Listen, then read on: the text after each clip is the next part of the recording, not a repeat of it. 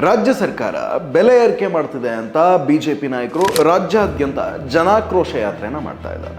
ಆದರೆ ದ್ವಂದ್ವ ನೋಡಿ, ಕಾಂಗ್ರೆಸ್ ಸರ್ಕಾರ ಬೆಲೆ ಏರಿಕೆ ಮಾಡ್ತಾ ಇದೆ ಅಂತ ರಾಜ್ಯ ಬಿಜೆಪಿ ನಾಯಕರು ಬಾಯಿ ಬಡ್ಕೊಳ್ತಾ ಇರುವಂತಹ ಇದೇ ಹೊತ್ತಿನಲ್ಲಿ ಕೇಂದ್ರ ಸರ್ಕಾರ ದೇಶಾದ್ಯಂತ LPG ಸಿಲಿಂಡರ್ ಮತ್ತೆ CNG ಬೆಲೆಯನ್ನ ಹೆಚ್ಚಳ ಮಾಡಿದೆ. ತಮಾಷೆ ವಿಚಾರ ಏನು ಗೊತ್ತಾ, ರಾಜ್ಯ ಸರ್ಕಾರ ಡೀಸೆಲ್ಗೆ ₹2 ಬೆಲೆ ಏರಿಕೆ ಮಾಡಿದ್ದಕ್ಕೆ ಬೀದಿ ಹೋರಾಟ ಮಾಡ್ತಾ ಇರುವಂತಹ ರಾಜ್ಯ ಬಿಜೆಪಿ ನಾಯಕರು ಮೋದಿ ಸರ್ಕಾರ ₹50 ಸಿಲಿಂಡರ್ ದರವನ್ನು ಹೆಚ್ಚಿದ್ದನ್ನು ಕಿಂಚಿತ್ತು ಹಿಂಜರಿಕೆ ಇಲ್ಲದೆ ಸಮರ್ಥನೆ ಮಾಡ್ಕೊಳ್ತಾ ಇದ್ದಾರೆ. ಹೌದು, ಪ್ರಧಾನಿ ಮೋದಿ ನೇತೃತ್ವದ ಕೇಂದ್ರ ಸರ್ಕಾರ ಪ್ರತಿ ಲೀಟರ್ ಪೆಟ್ರೋಲ್ ಹಾಗೂ ಡೀಸೆಲ್ಗೆ ತಲಾ ₹2 ಅಬಕಾರಿ ಸುಂಕವನ್ನು ಹೆಚ್ಚಳ ಮಾಡಿದೆ.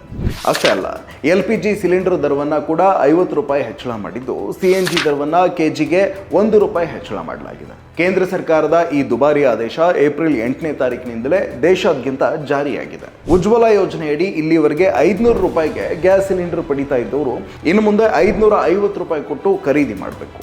ಉಜ್ವಲ ಯೋಜನೆಯ ಫಲಾನುಭವಿಗಳು ಅಲ್ಲದೆ ಇರೋರು ಪ್ರತಿ ಅಡುಗೆ ಸಿಲಿಂಡರ್ಗೆ ಇಷ್ಟು ದಿನ ₹803 ಕೊಡ್ತಾ ಇದ್ರು. ಇನ್ನು ಮುಂದೆ ₹853 ಕೊಟ್ಟು ಖರೀದಿ ಮಾಡಲೇಬೇಕಾಗಿರುವಂತಹ ಅನಿವಾರ್ಯತೆ ಬಂದೊದಗಿದೆ. ರಾಜ್ಯ ಸರ್ಕಾರದ ವಿರುದ್ಧ ಇದೇ ಬೆಲೆ ಏರಿಕೆಯ ವಿಚಾರವನ್ನು ಇಟ್ಕೊಂಡು ಆಕ್ರೋಶದ ಹೋರಾಟಕ್ಕಿಳಿದಿರುವಂತಹ ರಾಜ್ಯ ಬಿಜೆಪಿ ನಾಯಕರು ಕೇಂದ್ರ ಸರ್ಕಾರದ ಬೆಲೆ ಏರಿಕೆಯ ನೀತಿಯನ್ನ ಸಮರ್ಥನೆ ಮಾಡ್ಕೊಳ್ತಾ ಇರೋದ್ರಲ್ಲೇ ಬಿಜೆಪಿಗರು ಬೆಲೆ ಏರಿಕೆಯ ವಿರುದ್ಧ ಎಷ್ಟು ಮಟ್ಟಿಗೆ ಹೋರಾಟ ನಡೆಸ್ತಿದ್ದಾರೆ ಅನ್ನೋದು ಸ್ಪಷ್ಟ ಆಗ್ತಿದೆ.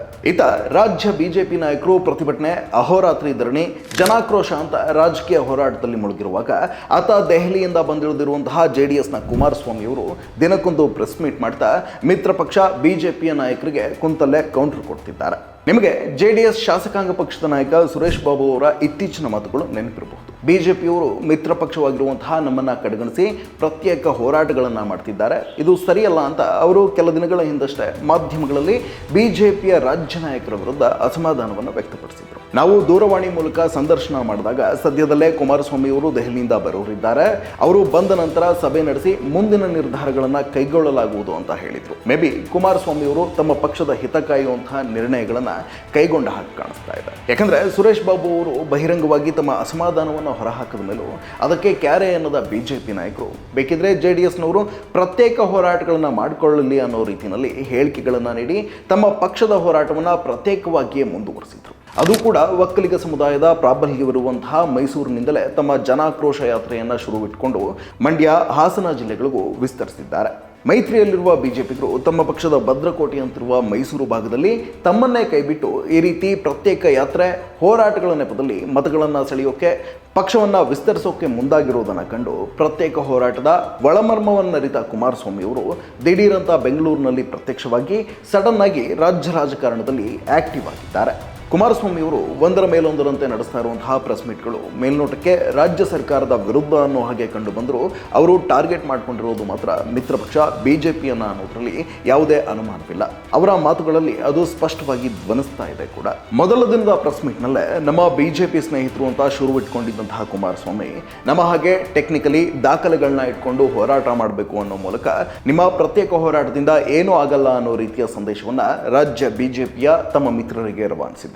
ಅದೇ ಪ್ರೆಸ್ ಮೀಟ್ ನಲ್ಲಿ ಮುಂದುವರೆದು ಮಾತನಾಡ್ತಾ, ನನಗೆ ರಾಜ್ಯದಲ್ಲಿ ಸರ್ಕಾರ ನಡೆಸಿದ ಅನುಭವ ಇದೆ, ದೆಹಲಿಯಲ್ಲಿ ಕೇಂದ್ರದ ಮಂತ್ರಿಯಾಗಿ ಕೆಲಸ ಮಾಡಿದ ಅನುಭವವೂ ಇದೆ, ಒಂದು ಬಾರಿ ಪೂರ್ಣ ಬಹುಮತದ ಅವಕಾಶ ಕೊಟ್ಟು ನೋಡಿ ಅಂತ ರಾಜ್ಯದ ಜನತೆಗೆ ಮನವಿಯನ್ನ ಕೂಡ ಮಾಡಿಕೊಂಡಿದ್ರು. ಇನ್ನು ಎರಡನೇ ಸುದ್ದಿಗೋಷ್ಠಿಯಲ್ಲಿ ಬಿಜೆಪಿಗರು ನಿಮ್ಮನ್ನ ಬಿಟ್ಟು ಪ್ರತ್ಯೇಕವಾಗಿ ಪಾದಯಾತ್ರೆಯನ್ನ ನಡೆಸಿದ್ದಾರಲ್ಲ ಸರ್ ಅಂತ ಪತ್ರಕರ್ತರಿಂದ ಎದುರಾದ ಪ್ರಶ್ನೆಗೆ ಪ್ರತಿಕ್ರಿಯಿಸಿದಂತಹ ಕುಮಾರಸ್ವಾಮಿ, ಬಿಜೆಪಿಯವರು ತಮ್ಮ ಪಕ್ಷದ ಕಾರ್ಯಕರ್ತರನ್ನ ಸಂಘಟಿಸುವ ನಿಟ್ಟಿನಲ್ಲಿ ಪ್ರತ್ಯೇಕ ಹೋರಾಟವನ್ನ ಮಾಡ್ತಾ ಇದ್ದಾರೆ, ನಾವು ಕೂಡ ನಮ್ಮದೇ ಆದ ಹೋರಾಟವನ್ನು ಮಾಡ್ತೀವಿ ಅನ್ನೋ ಮೂಲಕ ಬಿಜೆಪಿಯ ಜನಾಕ್ರೋಶ ಹೋರಾಟ ಸರ್ಕಾರದ ವಿರುದ್ಧ ಅಲ್ಲ, ಬದಲಿಗೆ ಬಿಜೆಪಿ ನಾಯಕರು ಪಕ್ಷ ಸಂಘಟನೆಯ ಕೆಲಸವನ್ನ ಮಾಡ್ತಾ ಇದ್ದಾರೆ ಅನ್ನೋದನ್ನ ಅವರದ್ದೇ ಮಿತ್ರ ಪಕ್ಷದ ನಾಯಕರು ಸ್ಪಷ್ಟಪಡಿಸಿದ್ರು. ಜೊತೆಗೆ ತಾವು ಕೂಡ ಪ್ರತ್ಯೇಕ ಹೋರಾಟಗಳನ್ನು ಕೈಗೊಂಡು ತಮ್ಮ JDS ಪಕ್ಷವನ್ನ ಸಂಘಟಿಸುವ ಕೆಲಸ ಮಾಡ್ತೇವೆ ಅನ್ನೋ ಮೂಲಕ ತಮ್ಮ ಮುಂಬರುವ ಹೋರಾಟಗಳು ಕೂಡ ಸರ್ಕಾರದ ವಿರುದ್ಧ ಅಲ್ಲ, ಪಕ್ಷ ಸಂಘಟನೆಗಾಗಿ ಅನ್ನೋ ಎಚ್ಚರಿಕೆಯ ಸಂದೇಶವನ್ನ ಬಿಜೆಪಿಯ ಮಿತ್ರರಿಗೆ ರವಾನಿಸಿದ್ದಾರೆ. ನನಗೊಂದು ಪೂರ್ಣ ಬಹುಮತದ ಅವಕಾಶ ಕೊಟ್ಟು ನೋಡಿ ಅನ್ನೋ ಡೈಲಾಗ್ ಡೈಲಾಗನ್ನು ಪ್ರತಿ ಪ್ರೆಸ್ ಮೀಟ್ನಲ್ಲೂ ರಿಪೀಟ್ ಮಾಡ್ತಿದ್ದಾರೆ.